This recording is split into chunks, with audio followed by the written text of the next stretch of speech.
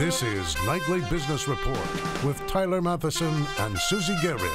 Brought to you in part by TheStreet.com, featuring Stephanie Link, who shares her investment strategies, stock picks, and market insights with Action Alerts Plus, the multi-million-dollar portfolio she manages with Jim Cramer. You can learn more at TheStreet.com/NBR.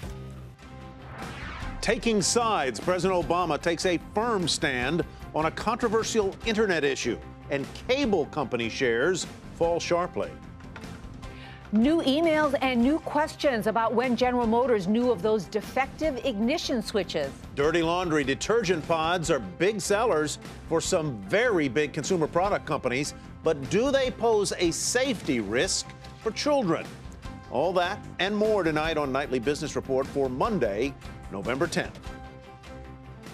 Good evening, everyone. President Obama taking a strong stand today on an open and free internet. He called for strict new rules that would regulate the internet and web access as if it were a public utility like electricity or water.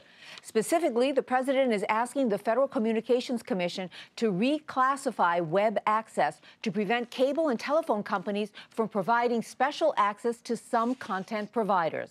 Well, cable company stocks sold off sharply on news of President Obama's proposal. Time Warner Cable tumbling 5%. Comcast, the parent of CNBC, which produces this broadcast, down 4%. Charter Communications was the hardest hit, off more than 6%, and Cablevision lost about 1.5%. Eamon Javers has more on the president's call for so-called net neutrality and why the cable giants oppose it. So, Eamon, what exactly did the president say today? Well, the president went farther today than he's ever gone before in this so-called net neutrality debate. The whole debate is about whether or not internet service providers can charge different fees for access to different websites or speed up or slow down service to particular websites based on who's paying them money. The president saying he doesn't want those internet service providers to be allowed to do that, weighing in today by calling for the FCC to use its so-called Title II regulatory authority to oversee this entire process. The president was in China today, but the White House released this web video. Take a listen to the president in this video that was released earlier this morning. The FCC is an independent agency, and ultimately this decision is theirs alone. But the public has already commented nearly 4 million times, asking the FCC to make sure that consumers, not the cable company, gets to decide which sites they use. The telecommunications industry doesn't necessarily like this, though. We talked to Michael Powell. He's the former chairman of the FCC, now active in industry. And we asked him what he made of the president's decision today. He said it was surprising. Take a listen. By radically asking for this kind of tectonic shift in national policy, you're talking about dumping public utilities regulation over the most vibrant infrastructure in the history of the world, with, I think, unforeseeable and unintended consequences that will hurt consumers and I think hurt the U.S. economy. Interestingly, what Powell said those unintended consequences might be include foreign policy complications for the Obama administration, which has been arguing overseas that other countries like China and Russia should not try to regulate the internet. And he also said that the implications for Silicon Valley firms, which have been innovating so aggressively over the past decade or so on the internet, those could be unforeseen as well, guys. So a very complicated issue. The president weighing in here today, big time. What have you heard today from some of the companies that would be affected here, both the Silicon Valley companies that are the content creators or deliverers and the companies that carry their signals? Well, look, Tyler, it really depends on whose ox is being gored here. If you talk to Comcast, they say they don't like this decision. They don't think that the government should have any role here. But if you talk to Netflix, for example, which stands to benefit, they say they liked it very much. It's a very appropriate decision by the president. So it's all in. Where you sit depends on where you stand in all this. And Eamon, any news or any reaction from congressional leadership on this issue? Yeah, we saw some really interesting politics around this today. Senator Ted Cruz, a Republican from Texas who might be a 2016 presidential candidate for the Republicans, tweeted out that he thinks that this regulation here could be the new Obamacare.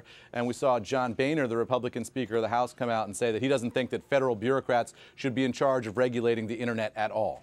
All right, well, that's surely going to heat up things in Washington. Tyler? Absolutely. All right, thank you very much, Eamon. Let's turn to our guests now who have very opposing views on this topic. Craig Aaron is president and CEO with the advocacy group Free Press, and he favors the president's position on regulating the internet as a utility, while Scott Cleland, a broadband consultant and president of his own firm, Precursor, disagrees, saying it could break the internet. Gentlemen, I know I'm not going to have to do much to get you guys talking here, but let me begin with you, Craig, and ask, with respect to the companies that have spent billions of dollars building this infrastructure, cable companies, telephone companies, and the like, why shouldn't they be able to set whatever price they want to charge the so-called data hogs who want to send massive amounts of data through their system at higher speeds? Why shouldn't they be allowed to do that? Well, who I'm really concerned about is the end user. And the end user is paying their $70, $80, $90, $100 a month to those big internet service providers in order to have them send whatever they asked for, whether that's Netflix, whether that's the blog, whether that's video of this program. The end user should be in control of their internet experience. They shouldn't have to seek permission from the phone or cable company, and that phone or cable company shouldn't be able to decide which websites are going to work and which won't based on who pays them the most. These companies are going to make plenty of money from the $100 or more that each of us are paying a month. They don't need to have an extra set of controls and more gatekeeper power over what we can watch, see, hear, read, and do online. All right. Well, let's get Scott involved in this conversation. Scott, what do you think about what Craig just said? I know that you are opposed to any kind of regulation here. Well, let's talk about the consumer. Right now, the way the system is set up is now the FCC has prevented payment for downstream traffic from the large Silicon Valley providers. So, when you talk about the consumer bill, if you could go down over time if you allowed a two-sided market to develop. And so, and also remember, users do pay for higher speeds. We all know you pay more as a user. And they're now saying that, we can have no fast lanes. So the big Silicon Valley providers, they want one price, and that is a price of zero permanently. That's, an industrial policy. It's corporate welfare. What about that, Craig? As you were talking just a moment ago, I thought exactly what Scott said. Right now, I, the consumer, pay 100% of the cost, and if I want a higher data speed, I pay a higher price for it. What if, on the other, if companies were allowed to charge different prices to the content providers, mightn't that mean that the consumer would pay less because there would be a second revenue stream? Consumers benefit from competition and choice, and they benefit from control of their experience. So they want to pay for what they want to pay for, and that is to go online and go wherever they want. The cable and phone companies coming out and their representatives like Scott claiming that prices are going to go down if they're allowed to be gatekeepers seems pretty ridiculous to me, because when we left them in charge, prices have only gone up and up and up some more. The beauty of the free and open internet is anybody with a good idea, a new product or service, can find an audience, can go build their company, and they don't need AT&T or Comcast permission to do it. Well, Craig, on the whole issue of new ideas, I mean, one of the critics against this kind of regulation is that we lose a lot of the breakthroughs and innovation if these big companies are strictly regulated. We certainly saw that in the telephone industry with Ma Bell. What do you say to that? Well, let's look at who's innovating in this economy, and I think we'll see that it is these startups, companies that 5 years ago we didn't know about, and now that they're indispensable to our lives. It's independent content, it's user-generated content. It might not be Comcast, AT&T, and Verizon. And their answer is, let's put together the old Ma Bell, or maybe replace it with Pa Cable. That's who's paying Scott's bills, and they're looking to control the future of all media. Right. Those of us advocating for net neutrality are saying we want no discrimination. We want to leave users in charge of the user experience, and that's why we've been fighting so hard to make sure these rules are in place, because we need a counterweight to the biggest phone and cable companies. So, Scott, what do you say to those who agree with Craig, who would say that if we allow a buyer to a content provider to have better access, more speed, or to pay a cable company, an ISP, an internet service provider, to favor their site over someone else, then the big company like, and I'm just making this up, Walmart could pay more to have their service favored over another provider who could not possibly compete at the same speed with the same amount of dollars. This is total misdirection because, we can have entrepreneurs. What he's saying is startups won't be able to compete. Tell me where startups, do they get free electricity, free gas, free water, free transport? No. I mean, on the... And they pay for their internet connection too. Yes, yes, they do, but they also don't want to pay for the costs that they cause. Two companies, Google, YouTube, and Netflix, are the ones that generate half of American downstream traffic. Really, there's only about 10 companies that really this is all about whether or not they help pay for some of the infrastructure. The biggest cost causers could pay, and that would alleviate having the consumer to pay for the entire bill. Gentlemen, it just isn't fair. We have to leave it there, alas. I'm sorry. We could go on and on. I am sure we're going to have both of you back and revisit this topic because it is a hot potato. Craig Aaron with Free Press, Scott Cleland with Precursor. All right, let's turn to what was happening on Wall Street today, and there were a lot more records to tell you about, with the Dow and the S&P 500 closing at new highs. Here's how things looked at the closing bell. Blue chip Dow stocks up 40 points and higher for a fifth straight session. The Nasdaq rose by 19. The S&P added 6 points. Far from Wall Street, President Obama and other world leaders are in China tonight attending the Asia-Pacific Economic Cooperation Summit. That's a mouthful. Looking to improve global economic ties and maybe, just maybe, secure some new trade agreements. Susan Lee has more now from Beijing. In Beijing, we have the APEC Leaders Summit dinner taking place. So the U.S. President Barack Obama, Chinese President Xi Jinping, Russian President Vladimir Putin, and I'll even throw in Japanese leader Shinzo Abe, all decked out usually in the representative garb of the host country. And this year, all four of them are looking pretty good in their silk Mao suits. Now, we had the U.S. President Barack Obama closing off the CEO summit with an address. First time he's addressed the CEO summit in 3 years, and the most notable announcement he made was the extension of visas for Chinese nationals. So if you're a Chinese passport holder and you have a business visa, that lasts now for 10 years. If you're a student, that lasts for 5 years. Now, speaking to APEC, the U.S. President ended his speech by saying, as long as I'm in office, which is still another 2 years, I will invest in you. APEC representing about 60% of the globe's economy, GDP, and 40% of the population. So that was a good sign off there from the U.S. president. But the most significant event of the day has got to be this meeting between the Chinese president Xi Jinping and Japanese Prime Minister Shinzo Abe. There's a lot of questions about whether or not they would even shake hands at this event. So the fact that they even had this informal sideline summit was quite a relief for those watching APEC, thinking, well, the two largest economies in the Asia Pacific and the two leaders who haven't met since both got into office in 2012, at least they're friends once again, are trying to be friends and trying to find some sort of resolution.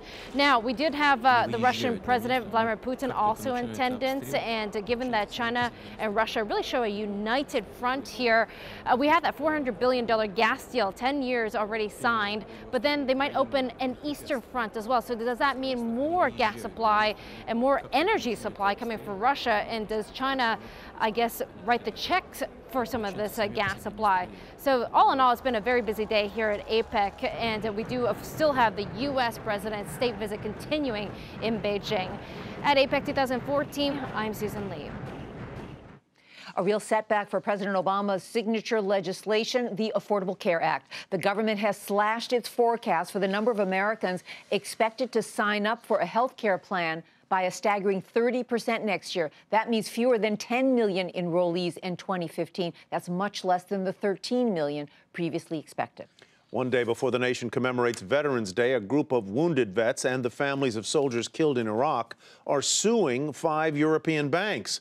The suit charges that Barclays, Credit Suisse, HSBC, Standard Chartered, and the Royal Bank of Scotland all processed Iranian money. The plaintiffs say that helped pay for the terrorist shootings and roadside bombs in Iraq that caused their injuries and deaths. The Department of Veterans Affairs has come under unprecedented scrutiny in the past year, from allegations of substandard health care to mismanagement to even cooking the books. But the new guy in charge at the VA, former Procter & Gamble CEO Bob McDonnell, says he has what it takes to clean up the beleaguered agency and the second largest in the federal government. Dina Kosofsky has more.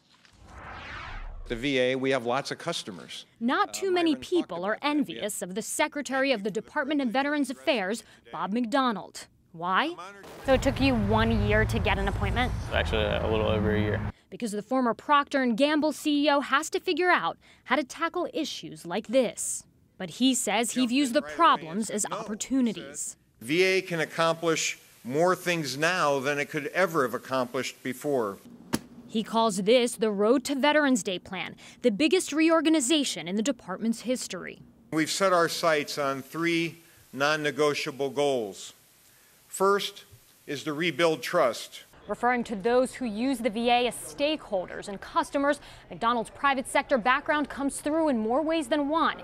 He says his second and third non-negotiable goals are improving service delivery and setting a course for long-term excellence and reform. But excellence comes at a steep price. From the Veterans Choice and Accountability Act alone, passed in the summer, $5 billion were allocated towards hiring more medical staff, another $10 billion to fund additional purchase care. The VA's 2015 budget exceeds $163 billion. Critics say instead of getting rid of bad employees, some of who are still on paid leave or getting severance, the department is just throwing money at the problem. But those who will be most affected by the changes hope that whatever new rules are implemented, the sacrifices and compromises they made when they went into battle will end when our veterans come home. For Nightly Business Report, I'm Dina Kosofsky. Still ahead, from cars to laundry detergent to consumer product safety stories from 2 very well-known companies. That's next.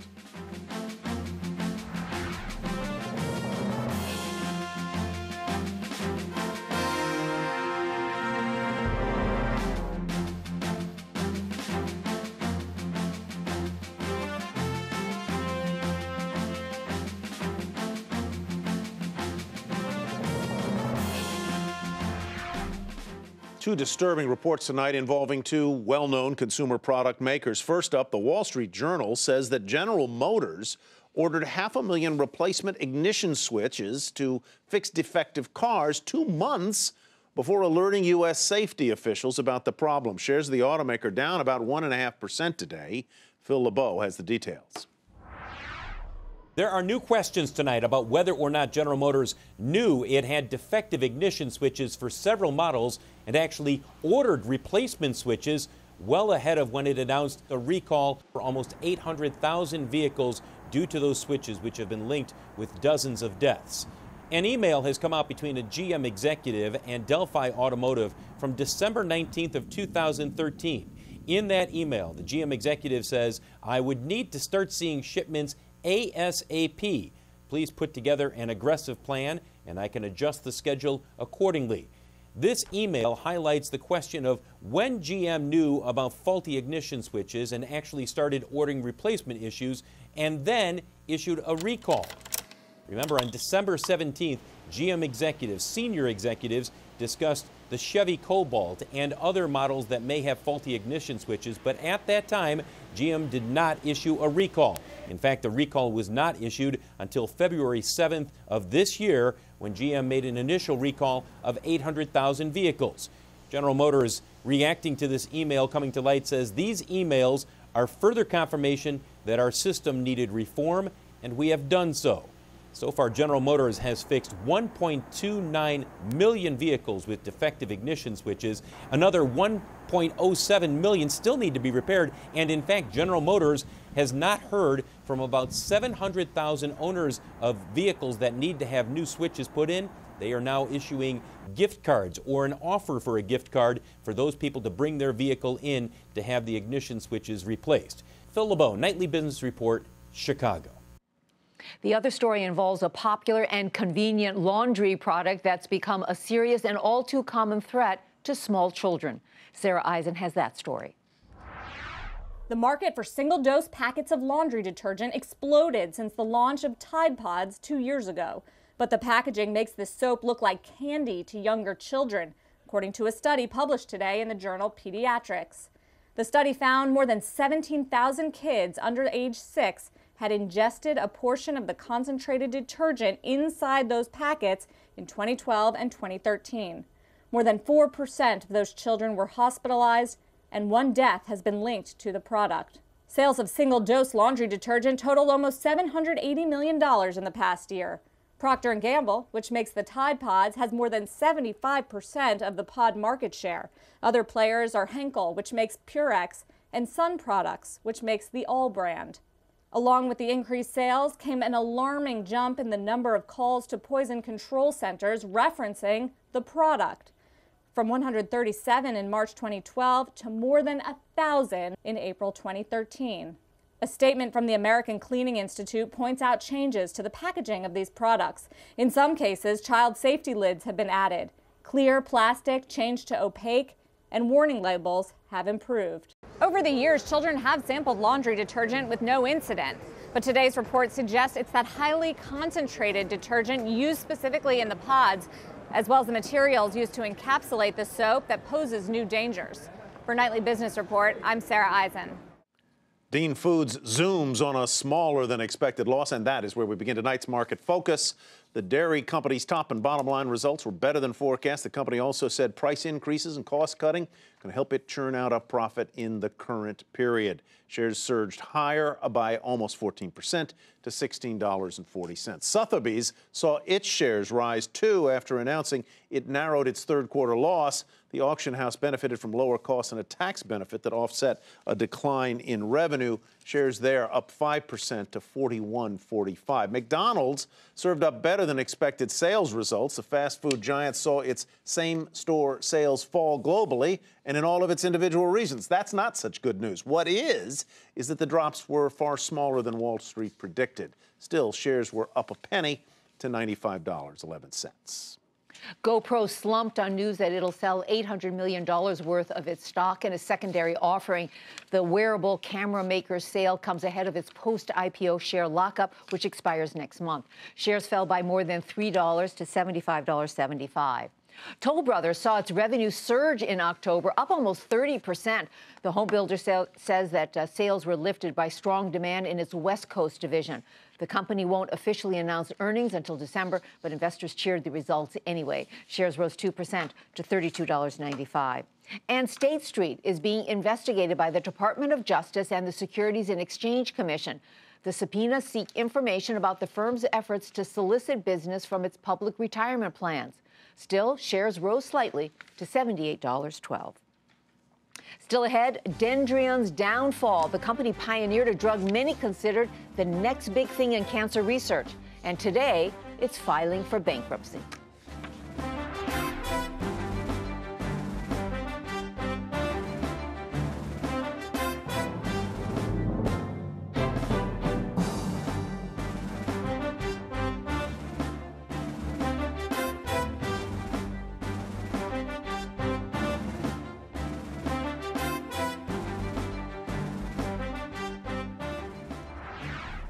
The 10 S&P sectors that are widely followed is about to get a sibling. Standard & Poor's says real estate will become the 11th sector. It's kind of like the Big Ten adding an 11th team. The change could take effect in 2016. Hey, you. Yeah, you in row 13D. Flight attendants at American Airlines have rejected a new 5-year labor contract. The deal, which lost by only 16 votes out of over 8,000 cast, would have given members more money, but would end their profit-sharing income, and once bankrupt American makes a lot of profit these days. This stalemate forces the world's largest carrier and the union into binding arbitration next month. And finally tonight, the drug Provenge once promised a one-of-a-kind alternative to chemotherapy for men with prostate cancer. But now Provenge's maker, Dendreon, has filed for Chapter 11 protection. Shares of the drug maker tumbling a staggering 81% today. So how did something that looked so right suddenly go so wrong? Meg Terrell has the story. Dendreon was once the darling of the biotech industry, with a market value topping $7 billion at its peak. Now, the drug maker is filing for bankruptcy. Its prostate cancer drug, Provenge, was considered breakthrough technology when it was approved in 2010, at a time when few therapies were available for the disease. Since then, Dendreon has run into a number of troubles, including taking on more debt than sales of Provenge proved able to bear. The company has also faced increased competition from new drugs made by Johnson & Johnson and Medivation. The downfall was a lot of things: competition, low profitability, difficult to make, difficult to take. And so, nothing wrong with immunotherapy. So I wouldn't want to read into that. It was just, a story that didn't work out. The very breakthrough nature of the technology may have contributed to its downfall. Provenge is complicated and expensive to manufacture, involving taking each patient's cells and re-engineering them to better fight cancer before reintroducing them to patients. It was a breakthrough in the fact that we were trying to find a cancer vaccine, an immune system, a drug that could harness your immune system to work. It did that. It accomplished that. It was not refined. Dendreon says Provenge will continue to be available to patients. But the question now is, will anyone buy the company out of bankruptcy? RBC Capital Markets analyst Michael Yee says that companies that already sell cancer drugs might be interested. But Cowen's Eric Schmidt says the complicated manufacturing process may deter buyers. He estimates 3,500 patients a year take Provenge. And if the company can't find a buyer, the drug may disappear. For Nightly Business Report, I'm Meg Terrell. And that is Nightly Business Report for tonight. Thanks so much for joining us. I'm Susie Garrow. And I'm Tyler Matheson. Thanks from me as well. Have a great evening. We'll see you right back here tomorrow. Nightly Business Report has been brought to you in part by TheStreet.com, featuring Stephanie Link, who shares her investment strategies, stock picks, and market insights with Action Alerts Plus, the multi-million-dollar portfolio she manages with Jim Cramer. You can learn more at TheStreet.com/NBR.